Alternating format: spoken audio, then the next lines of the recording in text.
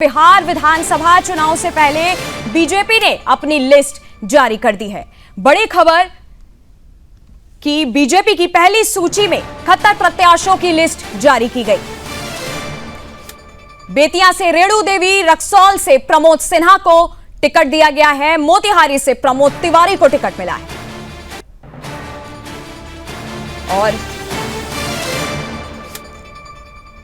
और हमारे साथ हमारे संवाददाता जुड़े हुए हैं सौरभ तिवारी। सौरभ, बहुत दिनों से इस बात पे चर्चा चल रही थी और आज फाइनली बीजेपी ने जो है लिस्ट जारी कर दी है। क्या पूरी जानकारी आपके पास है? दीजिए पहले। जी देखिए, 71 लोगों की जो लिस्ट है वो जारी की गई है। इसमें दोनों डिप्टी सीएम सम्राट चौधरी की बात की जाए, विजय कुमार सिन्हा की बात की जाए, उनको इस बार चुनाव मैदान में उतारा गया है। और बात किया जाए स्वास्थ्य मंत्री मंगल पांडे की, तो वो सिवान से चुनाव लड़ेंगे। तो जाहिर सी बात है, जिस तरह से सम्राट चौधरी के ऊपर उम्मीद थी, निगाहें थी, इस बार सम्राट चौधरी को विधानसभा के चुनाव में उतारा जाएगा। तो सम्राट चौधरी को इस बार चुनावी मैदान में भारतीय जनता पार्टी ने उतारने का निर्णय किया है। और जाहिर सी बात है, जो उनके दूसरे डिप्टी सीएम हैं विजय कुमार सिन्हा, गया से बात किया जाए तो गया से प्रेम कुमार, और कल ही हमने बताया था कि नंद किशोर यादव जो विधानसभा के अध्यक्ष है, उनका टिकट कटना तय है, तो उनका टिकट काट दिया गया है। वहां से रत्नेश कुशवाहा को उतारा गया है। दीघा से संजीव चरसिया को उतारा गया है। वो उत्तर प्रदेश के सब प्रभारी हैं, वरिष्ठ नेता हैं।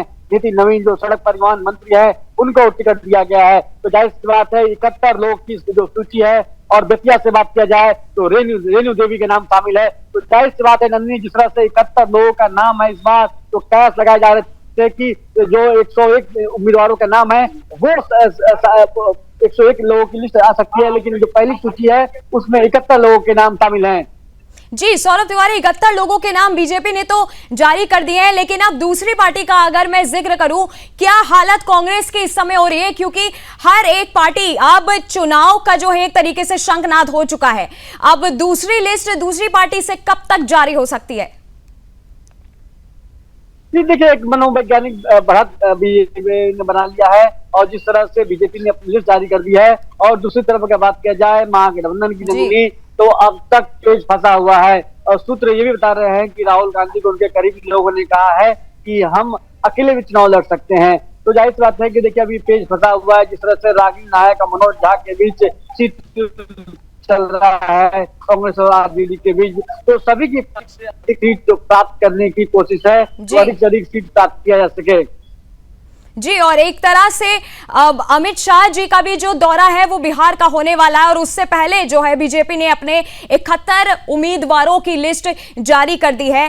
किस तरीके से, क्या मतलब और ज्यादा जानकारी अमित शाह जी के बिहार दौरे पे जो वो जा रहे हैं?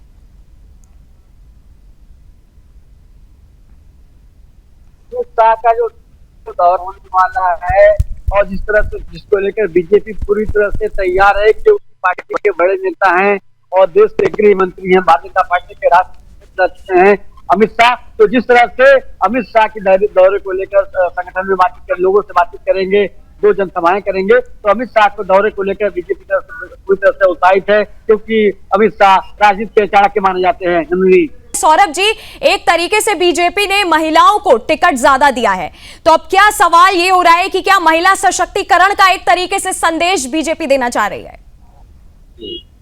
जी देखिए, हमारे साथ बिहार बीजेपी के को मीडिया इंचार्ज प्रभात जी हमारे साथ मौजूद हैं। प्रभात जी, जिस तरह से महिलाओं को आप लोगों ने टिकट दिया है, जैसे महिलाओं के महिलाओं के खाते में 10,000 रुपये भी आप लोगों ने डाला था, इस बार टिकट में आपने भूमिका दिखाई है, क्या मैसेज देना चाह रहे हैं आप लोग महिलाओं को? देखिए, बिहार पहला ऐसा राज्य है जहां पूरे देश से सबसे ज्यादा महिला पुलिस बिहार में है। पहला ऐसा राज्य है जहां 35% हम सभी नौकरियों में महिलाओं को आरक्षण दे रहे हैं, यानी 100% नौकरी है। पहला ऐसा राज्य है जहां त्रिस्तरीय चुनाव में हम 50% का आरक्षण दे रहे हैं। और 2029 में जो मोदी जी ने जो महिलाओं के लिए जो नारी विधेयक बिल पास हुआ है, तो उसकी एक झलक, उसकी एक शुरुआत आज एनडीए की सूची में थी। रमा निषाद जी को अढ़ाई से लगाया जा रहा है। रमा निषाद जी अजय निषाद जी की पत्नी है, जिला परिषद उपाध्यक्ष रही, मतलब नगर परिषद उपाध्यक्ष रही। बेतिया से बात किया जाए तो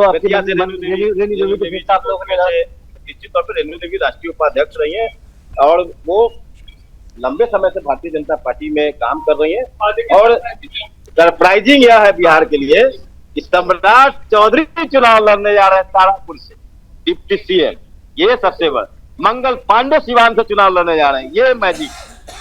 तो ये कई नए युवाओं पे त्रिविक्रम नारायण सिंह, रत्नेश कुशवाहा, ये लोग चुनाव लड़ने गए। और अभी नंद किशोर यादव का बयान आया है, उन्होंने कहा कि 7 ने मुझे मौका दिया, मैं पार्टी के धन्यवाद देना चाहता हूं कि उन्होंने स्वीकार कर लिया इस फैसले को। नंद किशोर जी हमारे गार्जियन है, पार्टी के वरिष्ठ नेता है और नंद किशोर जी ने बड़ा हृदय दिखाते, बड़ा दिल दिखाते हुए इस निर्णय का स्वागत किया है। और बिना नंद किशोर यादव जी के पटना साहिब की सीट निकल भी नहीं सकती। वो पूरी तरह से उम्मीदवार और पार्टी और एनडीए के साथ है। और मैं फिर कह रहा हूं कि 14 नवंबर को बिहार एनडीए की महादिवाली बने। महागठबंधन में अब तक सुलझ नहीं पाया है पेच, कैसे देखते हैं आप इसको? वो सुलझेगा भी नहीं, जैसे जैसे दिन नजदीक आ रहा है उनके गठबंधन सुलझेगा भी नहीं। तो देखा नंदनी जिस तरह से जी बिहार बीजेपी के मीडिया के को इंचार्ज हैं और जाहिर सी बात जिस तरह से अपनी बात तो कही इन्होंने और महागठबंधन में भी तंज कस के चले गए, तो जाहिर सी बात जिस तरह से इन्होंने जिक्र किया सम्राट चौधरी का, क्योंकि इसमें बड़ा नाम है इसे सम्राट चौधरी। और जिस तरह से सुदर्शन न्यूज के कॉन्क्लेव में आए थे और जिस तरह से बेबाकी से उन्होंने अपनी बात रखी थी, तो सारा पूरी विधानसभा से सम्राट चौधरी को जनता पार्टी ने टिकट दिया है। तो सम्राट चौधरी इसमें भारतीय जनता पार्टी के बड़े नेता हैं। जी सौरभ जी, एक सवाल और है, जैसे जमुई से श्रेयसी सिंह को टिकट दिया गया, एक युवा चेहरा के तौर पर श्रेयसी सिंह को हमेशा से जो है देखा गया है, तो क्या इस नजरिए से इस बात को ले सकते हैं कि जो बीजेपी है अब एक नई युवा पीढ़ी पर भी नजर बनाए हुए है? देखिए श्रेयसी सिंह इससे पहले भी जमुई से विधायक नहीं है और दोबारा उनका जो ट्रैक रिकॉर्ड रहा है अच्छा रहा है, जो सर्वे की रिपोर्ट आई थी उसमें भी अच्छा आई है। तो काम उन्होंने अच्छा किया है अपने क्षेत्र के लोगों के लिए और बीजेपी हाईकमान का जो भरोसा है वो श्रेयसी सिंह पर है, तो इसलिए उनको जमुई से दोबारा फिर से टिकट दिया गया है। नन्नी जी सौरभ जी, और एक तरीके से खबर भी थी कि जेएमएम ने एक तरीके से जिस तरीके से महागठबंधन को अल्टीमेटम दिया है, क्या स्थिति अब नजर आ रही है, क्या अपडेट है लेटेस्ट? जी देखिए जाहिर सी बात है महागठबंधन की अगर हम लोग चर्चा करें तो हमने बताया आपको कि महागठबंधन का जो पेच है वो सुलझने का तैयार नहीं है। कांग्रेस पार्टी अपनी जिद पर अड़ी हुई है, आरजेडी अपनी जिद पर अड़ी हुई है, जो सीपीएम सीपीआई है माले है वो अपनी जिद पर अड़ी है, वीआईपी अपनी जिद पर अड़ी हुई है।